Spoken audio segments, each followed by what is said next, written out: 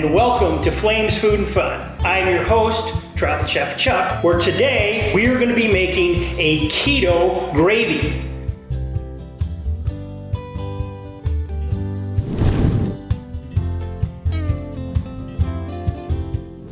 Okay, so to start out with, in order to make the keto gravy for a beef gravy, what we're going to do is we're going to use, first we're going to use some Better Than Bouillon. This is the beef flavor.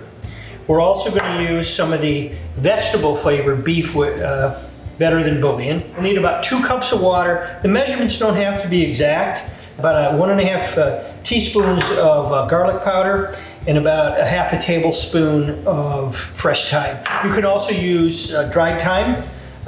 Just use a little bit less. And again, this you got to play with and get the taste. We're also going to use, when we go to thicken it, xanthan gum and some butter to kind of finish it off. We're going to take a kind of a heaping tablespoon here of the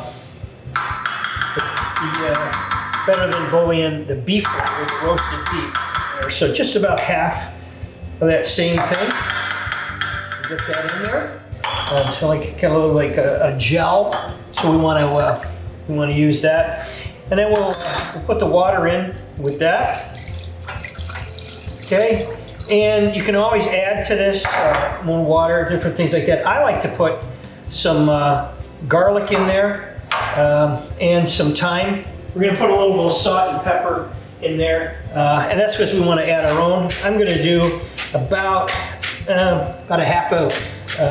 about a teaspoon of that, and then we're going to put a little bit of a teaspoon of pepper in there as well.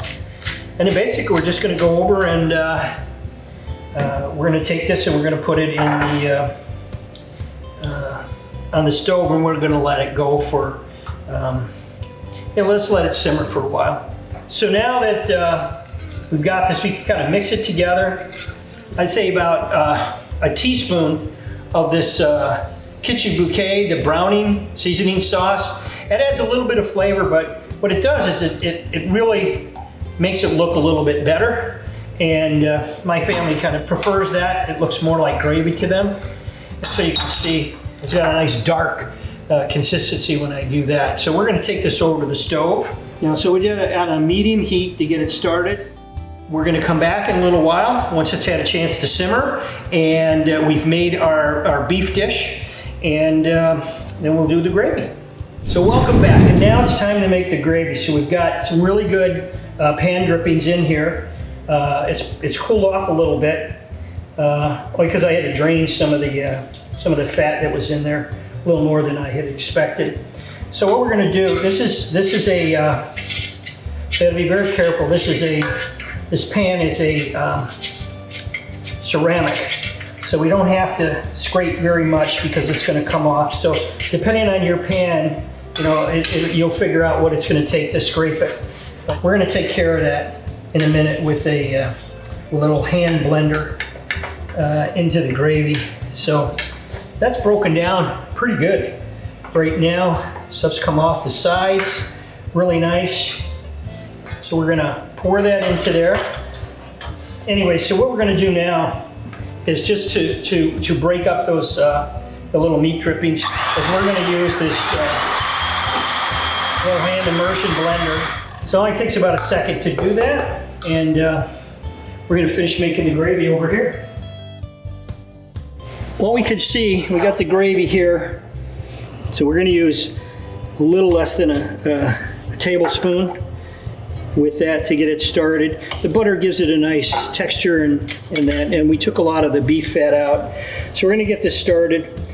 And then the key to making this keto is we're going to use xanthan gum. Now the xanthan gum you have to be very careful with. So this is the xanthan gum itself. You can buy it from MedMill. There's other places you can buy it, but it's very powerful. And so you have to use very little. So we're going to start out with 1/8 of a teaspoon, and that should do it. So you can see it's only about 1/8 right now.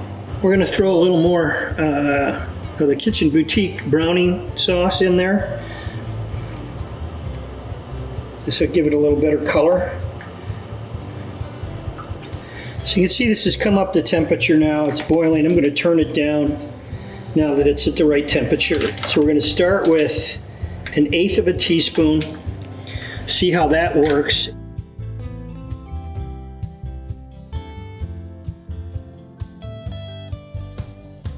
So we'll get started with that.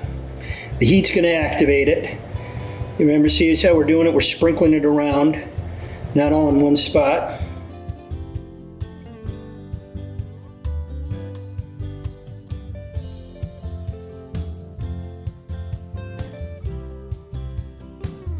So if you want a thin sauce, which is what we started with, then you use 1/4 to, or 1/8 to 1/4 teaspoon of xanthan gum.